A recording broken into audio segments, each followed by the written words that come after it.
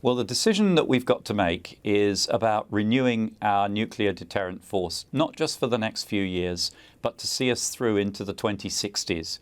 And the world that I see around me is a world that's getting more dangerous. We've got Iran trying to build a nuclear weapon. We've got North Korea with a bomb already, trying to put it on ballistic missiles.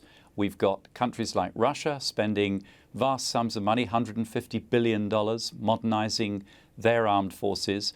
I see nothing that leads me to believe that Britain can afford to let down its guard, and certainly nothing that would allow us to move to a part-time nuclear deterrent. So as Defence Secretary, you're telling us that you believe Iran and North Korea could attack us?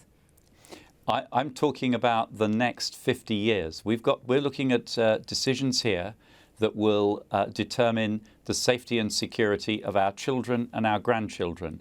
Decisions that we make about replacing our nuclear deterrent in the 2020s now are about a deterrent that will still be in service in the 2060s. We can't afford to take risks. Right. So why is it then that the National Security Strategy has downgraded nuclear attack to a second-tier threat? It's increasingly less likely that we're going to be attacked by another nuclear state. So you're pretty much holding on to a Cold War relic here. Because the National Security Strategy in doing that is looking at a 5-year time horizon. This is a 5-year reviewed strategy, and over the 5 years from 2010 to 2015, the National Security Strategy judged the likelihood of a nuclear attack on the UK to be low, and I absolutely agree with that. And yet you are modernising the armed forces. You're telling us very frequently that they need to be streamlined. You're cutting jobs of our soldiers. Is that more of a priority than spending or saving £4 billion, potentially, according to the Lib Dems, on replacing or having just 3 rather than 4 nuclear submarines? Well, I don't recognise that number.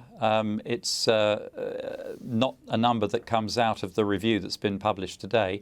The number that I recognise is a net present value of £1.7 billion over 30 years as the difference between having 3 submarines and 4 submarines. That's about £55 million a year over 30 years in the context of a defence budget of £34 billion a year. That is a very, very small percentage of the total defence budget, and by reducing from 4 submarines to 3, you would be moving from a situation of continuous at-sea patrolling to a situation of keeping our submarines in harbour, going out only periodically. That is a dramatic change in the level of protection that we get for a really very small saving of cash.